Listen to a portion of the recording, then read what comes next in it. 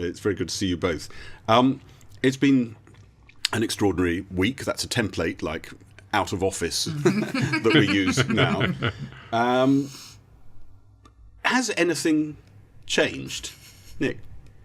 Well, it's quite interesting, actually, because on my way in here, I bumped into a colleague who will remain nameless, but who's a very senior friend of Theresa May's. And gosh, that narrows it. Yes. And I said, not much changed, has it really? And he said, well, it could be worse.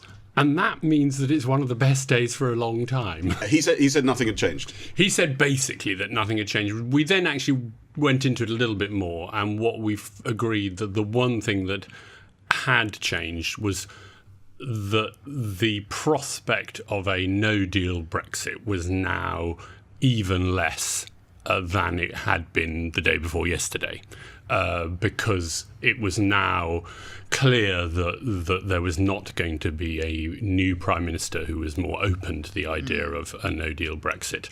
And also it was clear from what Theresa May had said in the 1922 committee that she was very, very unkeen on a no-deal Brexit. And also, bluntly, that the people who voted for her won't wear a no-deal Brexit, and most of the people who might wear a no-deal Brexit voted against her. So I think that Theresa May will sort of know where her troops are. You're nodding, Jess. Yeah, no, I think that is about right as far as the Tory party is concerned. To me, it feels a little bit like every week that nothing changes, and I do feel like Theresa May is living out some sort of soap opera, which I have called Nothing Has Changed. She makes the same speech every 5 minutes, and we all sit around the TV waiting for the podium. Has it got the sign on? Hasn't it got the sign on? Everybody's waiting. You're not leaving work because you think, oh, well, something might happen while I'm on the journey home, and then nothing changes, and the same speech occurs, and she just talks about housing and homelessness and, building the economy and how we've got to get on with it. So in the Tory party, I hope that the rabbit hole that they fall down, the sort of hard Brexiteers, a line can be drawn under it now. For the country, though, another week gone by when nothing has happened, to me, gets us a week closer to a no deal, an accidental no deal, I suppose. And so I think we're on a bit of a high wire because this week has been wasted largely. Yeah. You're not sure that risk has gone away of no deal, even though you might have someone in the driving seat who's clearly not a big fan of it for all the talk of no deals. Better than a bad deal. She would have to pull some sort of rabbit out of a hat if it gets too long and we don't have something in place. Or delay. She was quite explicit. It's interesting, and I'm not sure whether this has been reported, but she was quite explicit in talking through how even a no-deal Brexit would require legislation. And that it was... She felt, she suggested, very hard to see where a majority for that legislation would come from. And that she also made reference to the fact that if Parliament had expressed a very strong opinion, either in favour of something or against something like no deal, that the courts would take that very seriously and that this all could end up in courts. She spelled that out. I think it was then, and I'm now trying to remember whether I'm misremembering the conversation. But that was in the 22 committee when she was talking to backbench Tory MPs. I think it was probably an answer to question, but it was basically this idea that if we don't... her whole pitch to the party was, if we don't come together and get something over the line... don't think that you can predict exactly what will happen. And the message, I think, obviously to those who were most inclined not to support her, was don't think that we somehow automatically drive off the cliff into a no-deal Brexit, even though technically that's what the Article 50 legislation would appear to suggest. What I think she was trying to educate us all about is the fact that even that requires legislation, requires some bills to go through Parliament. And the only thing that does have a majority actually in Parliament is against a no deal. That would get a majority vote in Parliament, regardless of how anyone was whipped. There is over 400 MPs, I'd say, who would never allow a no deal. Everybody knows what they don't want. It's classic politics, that is. Well, I've never known it quite like this. No, it is pretty bad. Well, it was the House of Lords reform all those years ago wasn't dissimilar. Was everybody knew that they didn't want the House of Lords in its current form, this was but a whole nobody wanted any specific alternative. Right. I was going to come to this. Is a multiple choice question that was put in front of the members of Parliament. Best way to sort this out, the clever brains at Number 10 thought back in Tony Blair's day, was nobody quite knew what balance you should have, elected or unelected, in the House of Lords. So let's just put the percentages there and let everybody vote. And it was a car crash. Absolute car crash.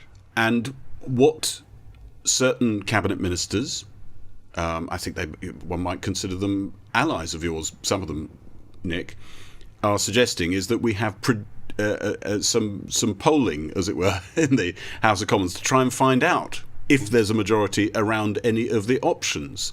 Indicative voting, indicative polls in the House of Commons. Would that work? Where would it go? Do you know what? I don't actually think it's necessarily a bad idea at the moment, because one of the things I would say throughout this process is there has not been anywhere near enough testing on the House. And actually, the House is the reason that she's falling. She cannot get her deals through the House of Commons. And, I mean, I think that Theresa May would likely have got her deals through the House of Commons, for example, if we had a secret ballot. I think that that's probably true. And so in that, I think that there is a need to do some indicative polling of what can get through. I just wish it had happened a year ago and that it had formed part of the negotiations, that what might eventually get through, and it had felt like everybody's deal. I'm not here to talk about a government of national unity. I am here to talk about a national issue that I think could have been handled much better in a cross-party way. No, I completely agree with that. I think a process of national unity is what we should have had. We frankly should have done it straight after the referendum, Absolutely. But we certainly should have done it once we lost our majority. And the biggest missed opportunity of Theresa May's premiership is not recognising that that's what that election result meant, and that she could let alone the narrow referendum result. But once you'd had one overlain on the top of the other, it was just blindingly obvious, I think, that was a moment to say we've all got to sit down. And not to say it would have been easy, and of course different parties would have played political games with it. Of course, all of normal politics would have happened. But if that would be nice. I don't think I've seen that for a while. But if it had been fundamentally this idea that we are going to hammer out something together that we can all live with, or that at least 400 of us can live with, then I think we'd be in a very different place. And you could have kept that, as it were, issue coalition, Brexit coalition, together for the purposes not just of the meaningful vote, but also for the implementation bill that needs to follow. But, gone back to knocking five bells out of each other on every single other issue. And as soon as Brexit was, as it were, put to bed, then returned to normal politics. I agree totally. And actually, it's what happens on committees in the House of Commons, is that people on issues across party, you hammer out recommendations for the government, and you hammer the government when they don't do those recommendations. And then I sit across from people who I sit on committee with and I'm totally able to talk through issues with, and I will hammer 10 bells out of them for voting for universal credit or whatever it is this week. And I think, actually, our parliamentary democracy was good enough to do that. The trouble is that the snap general election is part of the problem, and it emboldened the front bench of my party to basically say no to doing any sort of coalition building around this issue. But do you remember the David Cameron after the 2010 election, and that straight out of the traps the next morning, I'm going to make a big comprehensive offer, what he called it, big generous to the Liberal Democrats. Imagine if, somewhat humbled by the result. But imagine if Theresa May had done that the day after the June 17 election and said, I've listened to what the people have said and this is what they're telling me, and I'm making this big offer to all opposition parties, not just Jeremy Corbyn, but to Nicola Sturgeon, to Plaid Cymru, to Liberal Democrats, to the DUP. I think we could be in a very different place right now. Yeah. The trouble is we're now sort of being forced into doing it very late. Incredibly late. After lots of ill will. Exactly. But what would be on the indicative vote menu if we were to get there? If it is a wise thing to do. Maybe it's one of the few options left. I don't know. I'm a bit nervous about it, though I like the... In a sense, I like the thinking behind it. I'm a bit nervous about how it would play out, a bit like this Lord's reform. Yeah. And the reason for that is that I completely understand, and I think this is particularly true in the Labour Party, but it's also true in other opposition parties, in the SNP, in Plaid Cymru, in the Liberal Democrats. There are lots of people whose first preference would be to have a second referendum. But who, if that were to prove impossible or unavailable, would then, I think, be open to persuasion to back a soft Brexit of the kind I've been recommending in the Norway Plus. Which means, just so people realise, staying in the single market? Staying in the single market, staying in a customs union at least until there's a new arrangement, but being outside the European Union and outside the European Court and various other things. But you do have to take freedom of movement, which was one of the things Theresa May was trying to avoid. Exactly. You have to accept all of the full freedoms with some extra qualifications, but still basically fundamentally the same pitch. There are things we could be doing as national lawmakers around some of the immigration concerns that we don't I want to come back to that, the whole immigration heading. But if that's on the menu in an indicative vote... My worry is that even if it was said you can vote for as many as you like, and you can vote for your first preference and your second preference and your third preference, it's not always naturally how we behave. We're not used to that. It's not the way our system works. And there's always going to be a natural tendency, and you've seen it in recent days and weeks to an extent with the way that the second referendum campaign has tried to effectively destroy the Norway Plus option, even though it's the soft Brexit that many of them would favour if they were forced to adopt a Brexit. You'd better put your hand off for it a few months ago. Exactly. And it's because in our system, the way you win is not just by promoting your idea, but it's by smashing the other ideas. And my nervousness is that if you bring a sort of smorgasbord too early to people, that people will pick their favourite and then go around voting against all of the things that aren't their favourite, even though they might be things they could live with. Because my belief is that all of us are going to end up having to live with something we don't love. I think that is totally right. Presumably it's about timing. I want a second referendum. And that would be on the smorgasbord. That would be on the smorgasbord, under this approach. And how do you think it would actually do? What, a second referendum? In the House of Commons amongst MPs? At the moment, unless the Labour Party whips for a people's vote, it doesn't have a majority in the House of Commons. If the Labour Party whips for a people's vote, it would have a majority in the House of Commons. And what do you think are the chances of the leadership of your party? I think it gets more likely every day. On a percentage right now, if you were to call it? Oh, on a percentage, I'm going to say 60-40. Okay. To be done by mid-January. Right. I mean, I went from vague to being quite specific there. I'm not sure why I felt the need to make that specific prediction. We like that in answers. You have to sleep, though. I think you're right. I think it is growing in probability. It is growing. The only thing I'm not totally sure is basically what it depends. Jess is right that it requires Jeremy Corbyn to back it. It does. But I'm not sure whether that in itself is a slam dunk. As in, there will be somewhere between 10 and, I think, maximum 30 Conservative MPs who might vote for it. The question is how many Labour MPs, even if Jeremy Corbyn has backed it, wouldn't support it. You have these conversations, and I think Jess, that broadly, whichever one is bigger is the one that determines the result. So if there are more Tories voting for it than Labour voting against it, then it probably gets through. There's a lot of Labour MPs who are very, very nervous about the idea of a second referendum. Yes, there are. Absolutely, there are a lot, but they're... Not nervous, hostile, a lot of them. I mean, there are some that are hostile. It just depends how much they are more worried about what their Labour membership think or what... their electorate think, because actually a whip by Jeremy Corbyn for a lot of my colleagues actually just takes the pressure off them. It's just like, oh, do you know what? I'm following the whip, and that's why we have whips. True. Actually, that is why we have whips. Yes, to make it easier to do things you don't much like. I think it is. There are things in the balance. The number in the balance, as you say, I would say at the moment, I don't know so much about the Tories who would vote for it, people's vote. The ones that have come out, I would say in the balance would equal each other out currently with Labour MPs. So it'd be tight. So it'd be tight. That's not a reason not to try and push for it. That's the whole theatre of our parliamentary politics. But I think that I would want to see that option eliminated before then having to consider.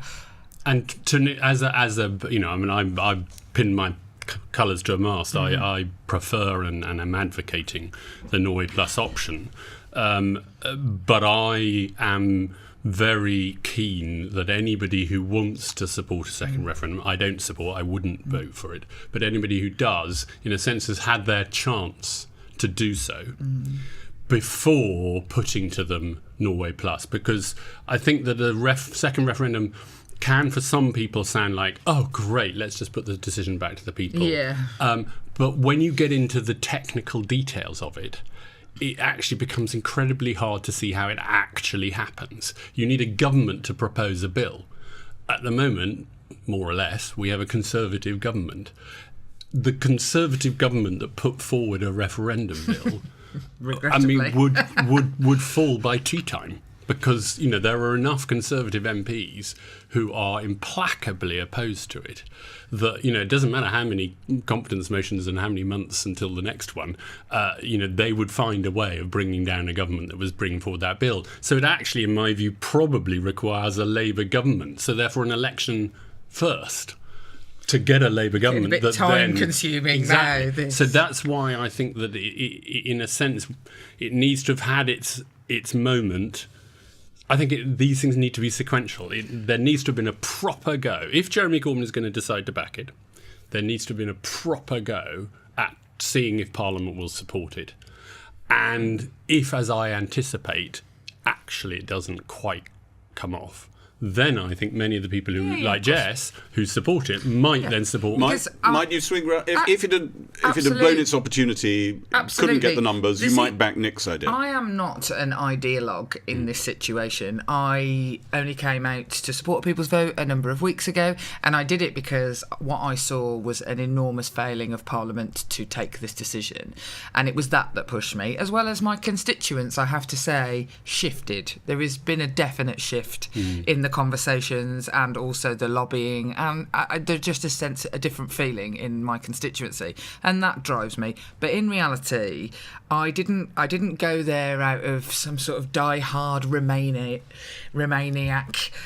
sense of duty. I do want to stay in the European Union, as I know most of my colleagues do, but that isn't what drives me to the position of wanting a People's Vote now. I think we are at deadlock, and actually, I genuinely trust the people where I live to make the decisions about their lives in a moment when we can't. I really do trust them, and I really trust my electorate. And I think that a lot of the conversations that are sort of the anti-People's Vote conversations are really, really patronising towards people who live in places like where I live, and that hardens my heart even more to let them decide a little bit. But I didn't come here through sort of ideology, and if that option of remaining or having a very soft deal didn't come from them, I didn't get the option to have that, I'm not going to play kamikaze with the country. I'm never going to do that. Even I would stake my career, I would stake my seat if I thought that a no-deal Brexit was going to happen, and I would vote for something softer, for a soft Brexit. I won't let no deal happen, even if I go against the Labour whip, even if I get deselected. It doesn't. None of that matters to me, actually. What would that referendum be like? There have been some very stark pictures painted of real violence, division. It wouldn't be healing. It would actually split us up even more than we are split up at the moment as a country. Is that accurate? Could it be done better? Is that destiny? What do you think? No, I don't think it is destiny. I have to say, I am getting a little bit tired of posh people telling me what it's like in my community to talk about Brexit. I live in a Leave seat with a massive white working class community and a massive BME working class community who people immediately forget the BME working class in all these conversations, and quite a lot of them voted Leave as well. So there needs to be have a conversation about how we win over all the votes. I think I'm getting a little bit tired of people trying to suggest to me that I am fueling Tommy Robinson. It is not acceptable to say that. And also, if people think that I shouldn't control my desires for the country based on what Tommy Robinson might do, even that I might even suffer violence myself has been laid at my door. Don't you remember what happened last time? How would you know that you'd be safe? If there is anything that's going to make me stand up and fight back, it is people saying that my liberty is being controlled by a threat from the far right. I just don't recognise it on the streets where I live. There are very, very Leave people in my constituency who campaigned with Priti Patel, who campaigned in the Leave, who have been in to see me over the last few weeks. And when I say, well, I'm going to back a people's vote, they're like, all right, bad boy, we just disagree. The idea that people are savages and are going to act with savagery, there will be some people frothing up violence in those communities, no doubt about it. I don't think they're anywhere near as powerful as we all gave them credit for, and we shouldn't fall down that rabbit hole. We should carry on doing what we think, with our liberal values, is the right thing to do. Nick? I mean, I always listen to Jess, and I'm influenced by what she says, and I'm sure she's right that 99% of the population could cope perfectly well with being asked again, and thinking about it and coming to a conclusion, and maybe coming to a different conclusion than the person they share a bed with every night, and still, being able to get up next morning and get the kids to school or whatever it is. So I'm sure she's absolutely right about that. The two fears that I have about it are, firstly, that it wouldn't end there. Or at least the only way it would end there would be if the Leave option, however that was framed, won again. Mm-hmm. And of course, the main motive of most of the people supporting a second referendum, I'm not saying all, but most of them, is that they actually believe that they can reverse the result, that Remain will win this time. And if Remain does win this time, 2 years after having a clear referendum vote, which we all promised to deliver, saying Leave, the campaign for a third referendum will start literally the next morning. And I worry that this country will never break out of this endless sort of incredibly dysfunctional never ending. Yeah. So that's my first concern. Yeah, my second concern is that while I think that there isn't this sort of bubbling potential extremist force sort of in all of our communities just waiting for somebody to light a blue touch paper, but what there is the potential for a party like UKIP, like UKIP was, to start up again, with probably slightly more vivid language, because they would claim betrayal if the referendum had overturned the result of the previous one, and to make very, very substantial inroads into really both major parties. And while at one level you might say, well, that's democracy, and if that's what people think and what they want, they have an entitlement to have a vehicle to vote for it. I'm afraid I'm not that much of a Democrat. I actually believe our parliamentary democracy is stronger because we have two big parties that are quite broad coalitions that are able to blunt the sort of hard edges of more extreme politics, both on the left and on the right. I think that's right. And that would be my concern. And of course, it would probably have a more damaging effect on the Conservative Party than on the Labour Party. But I don't think it would exclusively for us. No, I think there are lots of those northeastern seats that voted heavily to leave. So those are the two main reservations I have about it. But ultimately, if Parliament simply cannot decide on anything else, I mean, I'm busily trying to provide them with something else that I hope that they will come behind. But if actually we're on the 20th of March and Brexit is in 9 days' time and we still haven't voted for anything, then it's quite hard to see what else do we do. Yeah. But for me, it would be a very, very bitter pill to swallow. Yeah. I don't disagree with that. I think that there's lots to worry about in a second referendum. It won't be easy, and it would need to be framed very well, and it would need to be framed by the people, in my opinion. I think that all sorts of things need to be considered about how we lead into it, and maybe there isn't time and all that. I'm just not willing to sort of play out the sort of barbarians versus the elites. Where has feeling on immigration gone since that referendum?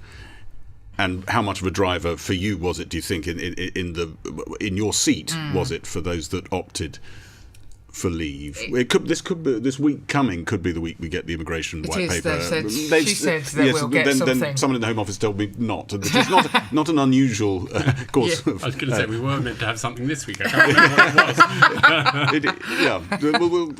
Let's imagine it's coming soon. Yeah. What are voters who voted leave in your constituency looking for? Has anxiety about immigration dissipated? What was it ever about?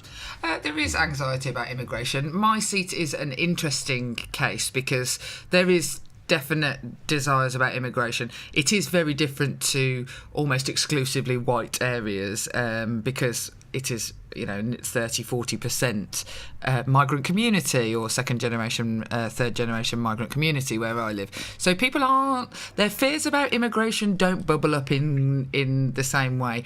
I get people saying racist things to me on the doorstep.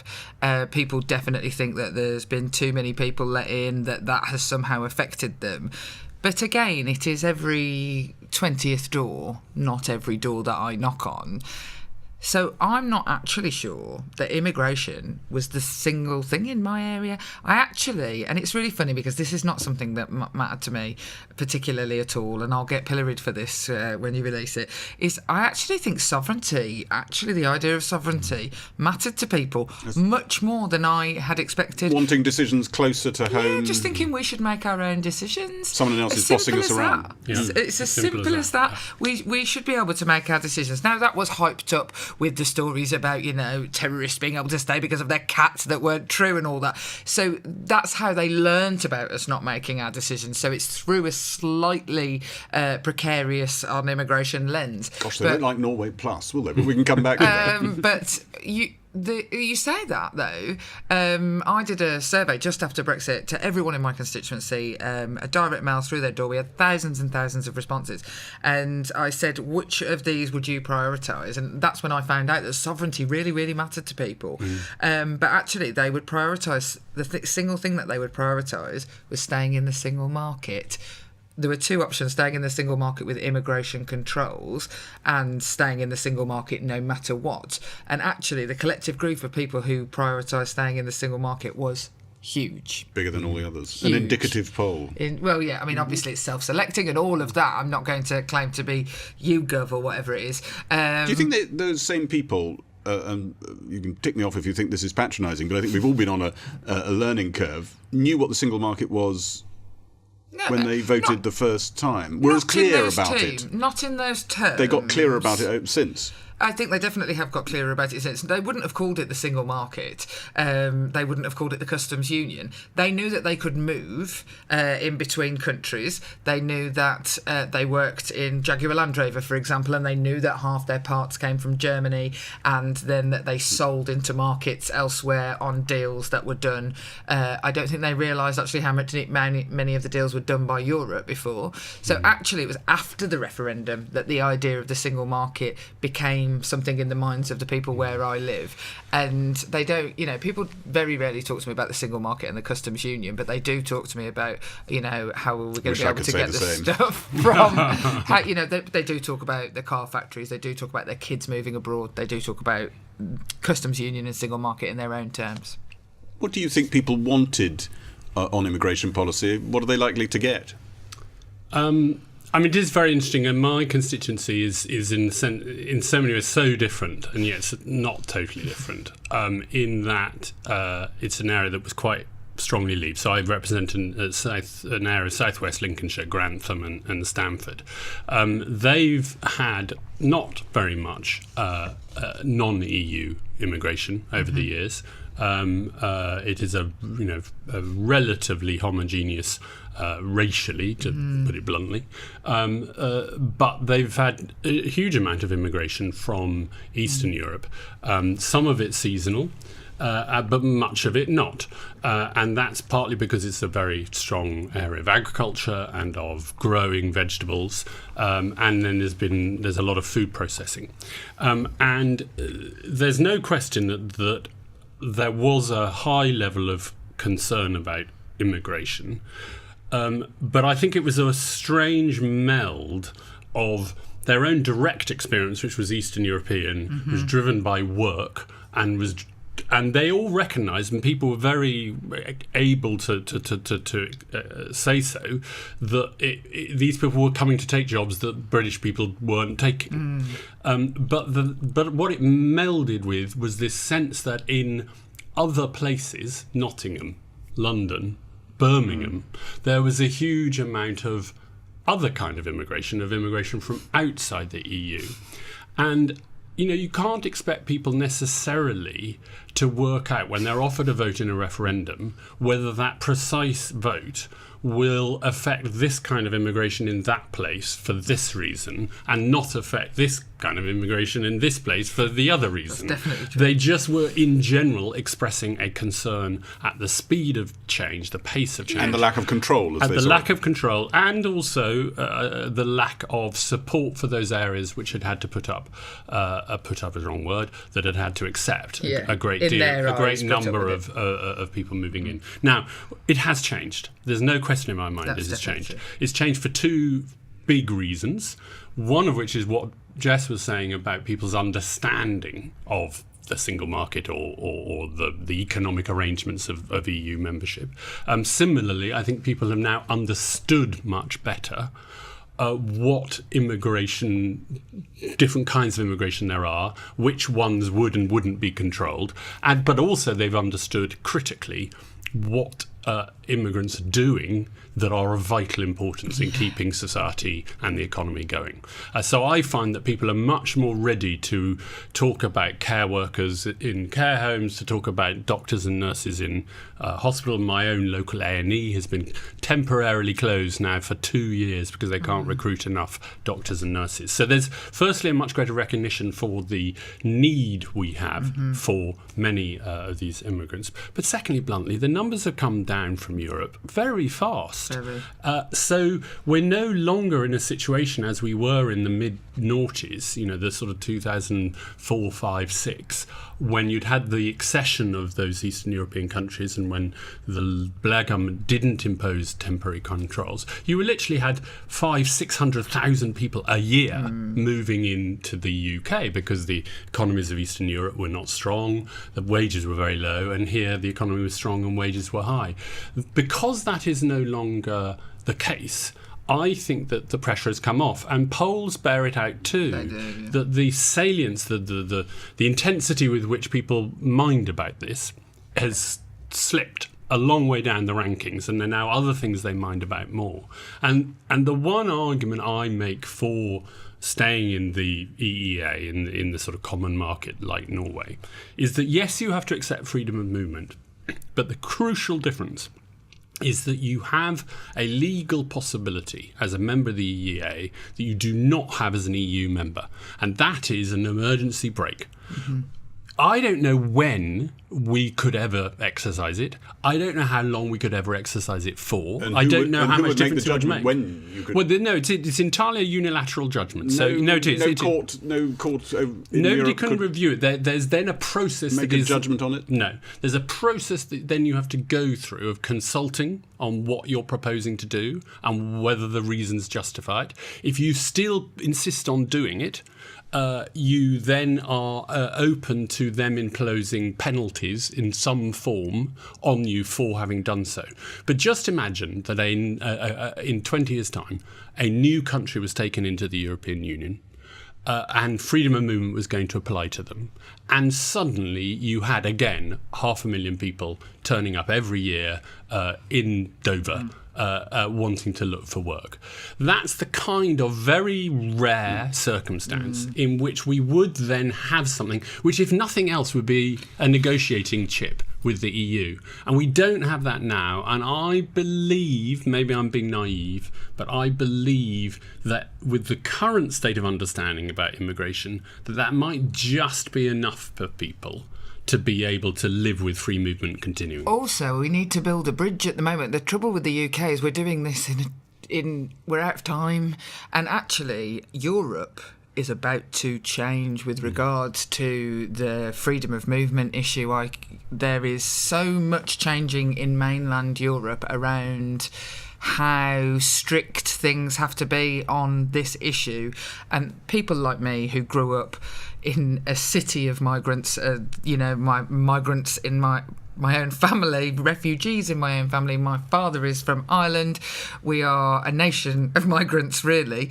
I find it very hard to say this, but it is the case that actually we need to build a bridge to about a year's time when I think these conversations in the European Union will have taken a different tone, not necessarily one that I might like, but I think that Europe on a whole scale, because of the refugee crisis, will be taking different views about how persistent they are about that freedom. Yeah. On that point, thank you both very much indeed for coming in. Have a great Christmas when you get there. Thank you. I'm sure next week will be quiet, peaceful, and full of goodwill. I think it's Labour's turn to have a proper old row. Okay, can we take the week off? You could serve one up at short notice, couldn't you? I'm sure we can come up with something. Thank you both.